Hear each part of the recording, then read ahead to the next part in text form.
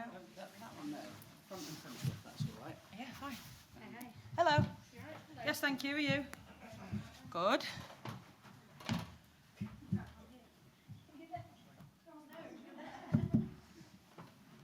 Guys, thanks as always for joining us. We'll kick off with Anton at Sky Sports News. Hey, Rachel. I see. Thank you. You too.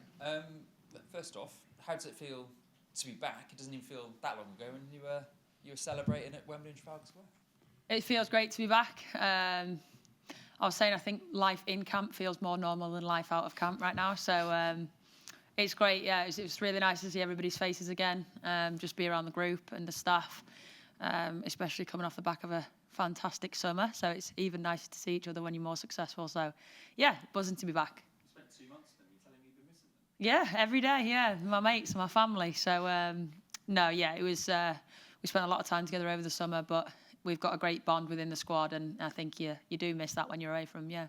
You talked about life away from the England camp. I mean, you had a busy summer anyway, but you decided to make it even more, sort of, put a lot more on your plate by moving transatlantically. So how are you managing to balance everything? Yeah, I think when everyone got a nice little holiday, I was packing my life up and moving it away. But yeah, it was a move that I wanted to make happen. Obviously, I want to be back in the country, and with the rise in the WSL and how good the league is, it was something that I wanted to be a part of. So yeah, it obviously came at a crazy whirlwind time, and there's a lot of travelling around and a lot of things to do. But yeah, I couldn't be happier. You were synonymous with Houston. Was it a difficult decision to leave? Of course, you spend your club at the same. I just completely mumbled my words there. You spend such a long time at the same club. Of course, you've got ties to that, connections to that, and it's a great club. And listen, I loved my time there, but when the time comes, the time comes, and I needed to be home with my family, and I wanted to be part of the WSL. How much has life kind of changed post 31st of July?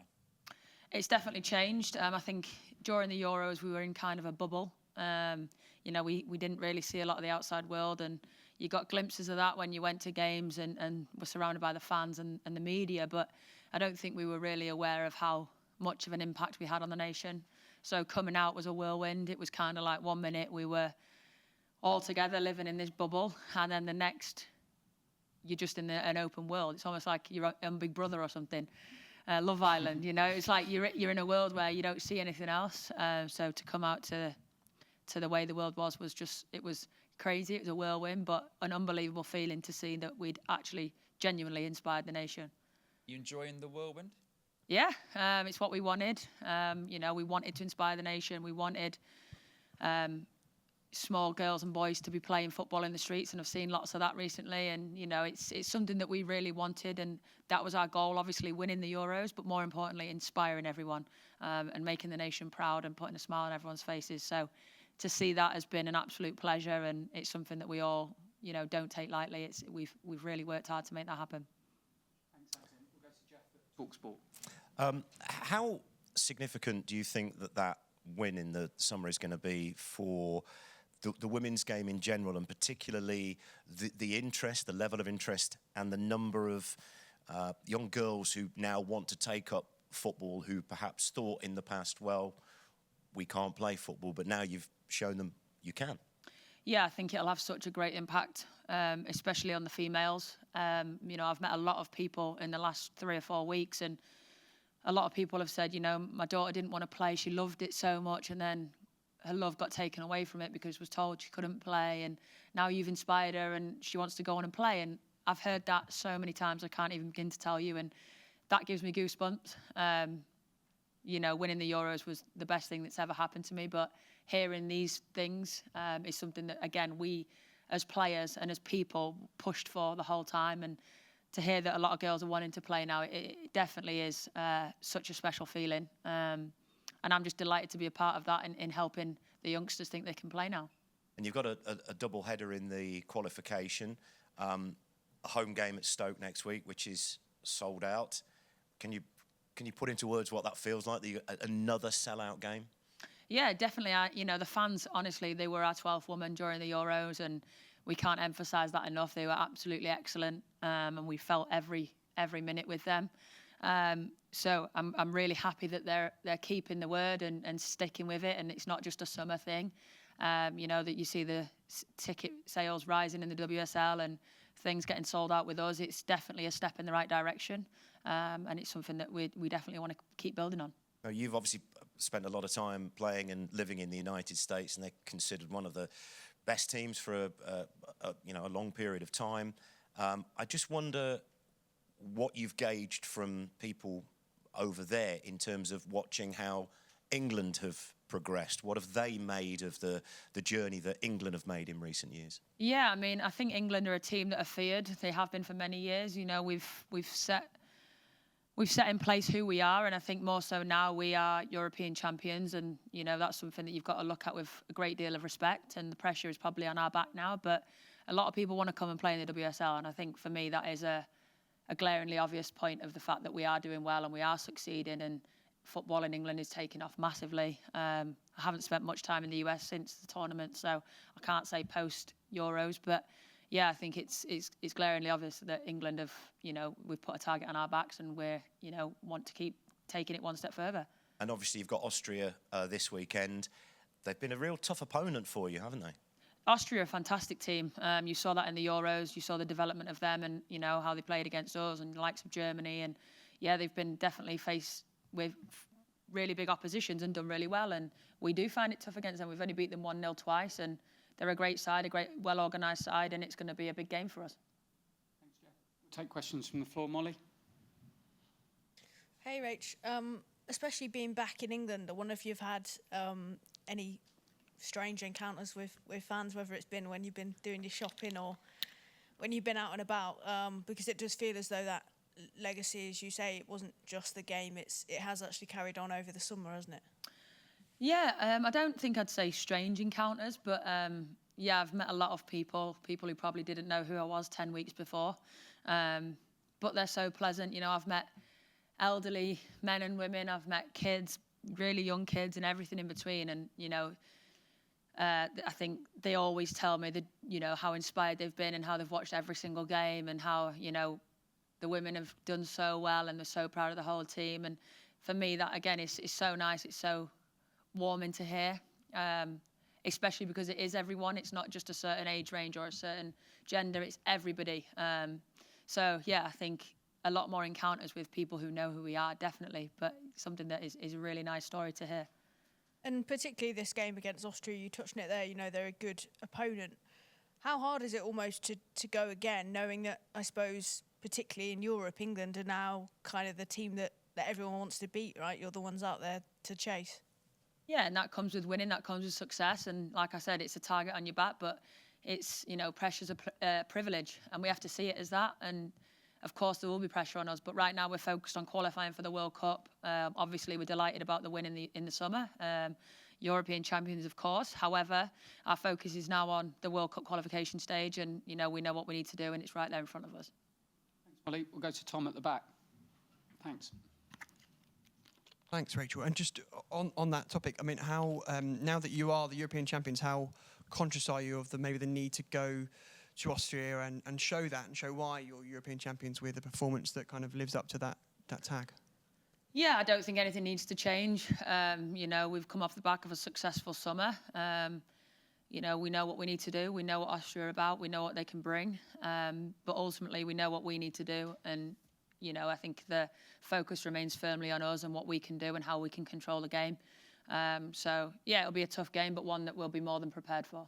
And just on a different topic, I wondered if you could tell us a bit about what the reaction was for yourself and teammates when you learnt about Jill and Ellen's decisions to end their careers, and kind of your thoughts on that, and also just how, now looking to the future, are you excited for what the new players coming into the squad can bring as well? Yeah, obviously, look, it's a devastating loss for both of them. For us, they're two massive characters, great footballers, but honestly, even better humans. If you could be surrounded by them every single day, you'd feel the empowerment, you'd feel the support, and they're just fantastic people who will both go on and do tremendous things, whatever they end up doing. So, obviously stay in touch with them both, but I wish them both so much success and health and happiness in the future. They deserve the world. So what they've done for the women's game in England, and not just for England, but for the women's game in general, is something that everyone should be honoured to be, you know, a part of that. So yeah, I wish them all the luck. They're definitely missed. It's definitely quieter without Jill.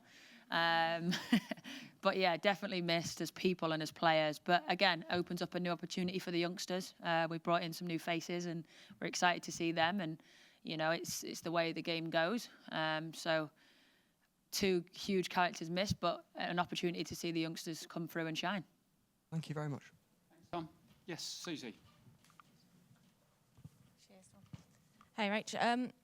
What changes in the mentality and the psychology of a player after they win a major trophy like this? You become a national treasure. I'm just kidding. You know, I don't think anything changes really. We're all quite grounded people. You know, we know where we've come from. We know where we want to get. So I don't think anything necessarily changed. I think life outside might change a little bit. Media attention becomes higher. Attention in the public becomes higher. But, you know, we know where we need to be, and we know what we want to get to, and we know what we want to achieve. But our feet are always going to remain firmly on the ground here. Such a huge psychological barrier, though, to get over that, you know, with so many semi-finals recently and then finally getting the gold. Like, does it shift, like, the pressure a little bit? Does it change? Or does that immediately transport onto the World Cup and, you know, the next medal, and that's behind you? Yeah, I mean, I don't think we can put it behind us because, again, it was a life-changing experience for all of us. Staff and players will tell you the same thing, but, you know, we do have to park it because that's over. It's in the past now, and it's something that we'll take with us forever. However, we're now fully focused on the World Cup qualification. You know, we know what we need to do over these next couple of weeks. Really important time for us. And we really have to look ahead at qualifying for the World Cup and then moving on to the World Cup. Awesome, thanks. Thanks. Catherine. Hi, Rachel. One of the new players in the squad, obviously, Ebony Salmon, someone you've played with at club level and in the States. Just wondering kind of what you think she might be able to bring to the squad, what your experiences of playing with her so far already. I haven't actually played with her at club. She was signed when I was in the Euros. But, yeah, Ebony's a great young talent coming through. You know, she's in great form, scoring a lot for the Dash. A place that, you know, it's a difficult place to play in the US, and yeah, she's in great form, so hopefully she brings that into camp and shows what she can do, and she's got a great opportunity in front of her with these next couple of weeks. Thanks. Go to Sandra. Oh, no. Hi, Rachel. Hello. Anyway, mouse on the floor. Anyway, I was just going to ask, obviously you reflected on the kind of the impact, you say that how things have changed, the reception you've had from the public. I mean, what did it mean to you just to go out at Ellen Road and to get that reception after winning? And have you had many like kind of girls' grassroots groups or local women's clubs coming up to you and just asking for your advice about what to do next in terms of where they want to go in the game?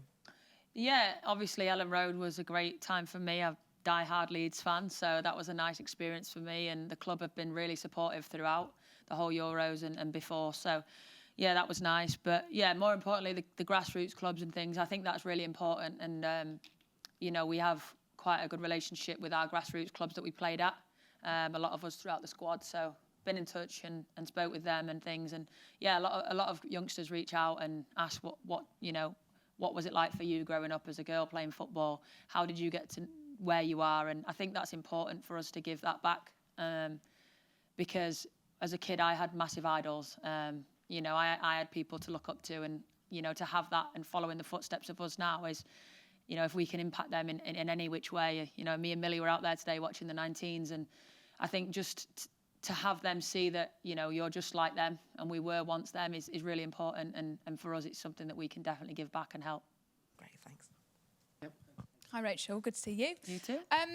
Quick question. With the new faces coming in, how important is it for them to feel included within this squad? Because they won't have gone through what you guys did this summer. So how important is it for them to feel included and to get the best out of them?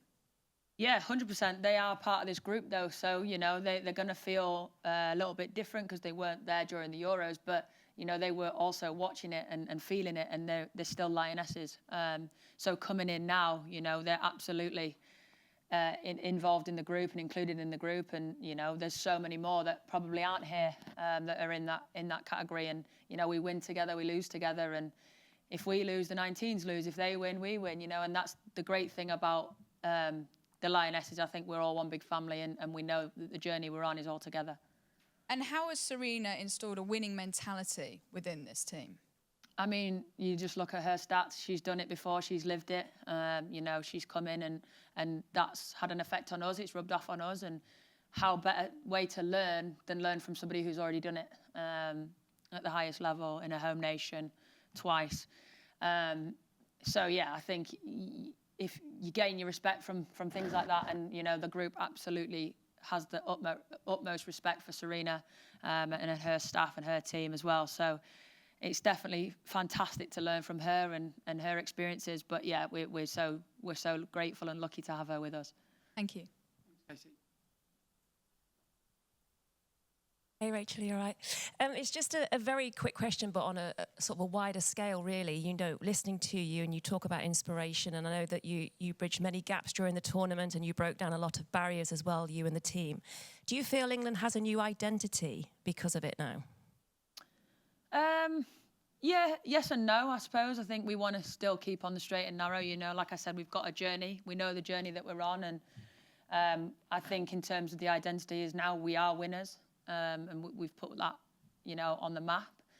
Like we talked about being a semi-final team just now. I think, you know, that's gone now. That's in the past. We've won, and that needs to be the target now. And that needs to be something that we remain focused on. Is that we're not a semi-final team anymore. We're actually a winning team. So I think that's definitely something we've changed. And also because when we talked to you throughout the tournament as well, and going forward with the World Cup coming up as well, no one expected you to lose matches. I think that was the message that came across. The belief was so great in that squad of players. Yeah, I was talking to Leah about this yesterday. I think not at one point did anybody feel that we were going to lose. You know, the Spain game was a prime example of this. Everyone still just remained so calm, and we knew what we needed to do, and we felt it in and around the squad that we were going to win. We had that genuine belief, and that's something that I don't think we've necessarily always had. You know, and that obviously comes from the top as well, top down to us. And I think for the first time in a long, long time, we've really genuinely believed, every single one of us, that we could have won that tournament. And that's not in an arrogant way. It's just we kind of knew where we were at, and we knew the ability we had in the squad and the depth that we had and the togetherness that we had. And we didn't give up in that. And we just, I think we always stayed together and remained firm that that's what we wanted to do. And, you know, we needed to go out and do that and show that. And when you see that audience that's obviously going to come and see you in Stoke-on-Trent, and then we've got Wembley coming up next month, you kind of got that belief. You've given them that belief as well. But equally, they gave us that belief. You know, I think the fans were right behind us. Again, they've been absolutely fantastic throughout the whole tournament. And I hope that may continue, long may that continue. So, yeah, I think we've kind of instilled belief in them, and they've instilled it in us. So it goes hand in hand. But, yeah, we definitely felt the fans in the summer, and we appreciate all their support. Thank you for your time. Thanks, Jules. Got time for a final question if there is one. Yep, we'll take it from the front. You're playing Luxembourg in Stoke-on-Trent. It'll be your first game on home soil since winning the Euros. How are you feeling about playing against them on home soil in Stoke? Yeah, we obviously love playing at home. Again, in front of the fans. I can't speak highly enough of them. So we're dying to get out in front of them again, albeit in a different circumstance. But yeah, Austria will be a big test away from home. We haven't been away from home in a while. So that'll be a big game. But I think everyone's really excited for the home game as well. And plus, it's a sellout. Obviously, the USA game at Wembley is a sellout. You played in the US. How are you looking forward to playing packed Wembley against the USA? Yeah, obviously that game sold out really quick, but again, we can't think about that yet. We've got a long way to go to get there. We need to qualify first, otherwise that game doesn't go ahead. So remain focused on Austria and Luxembourg, and then hopefully the rest will come. Thanks, Thank guys. you. Thanks, Rachel. Cheers. Thanks very much. Thank you. Oh, really? I couldn't get the word to say now.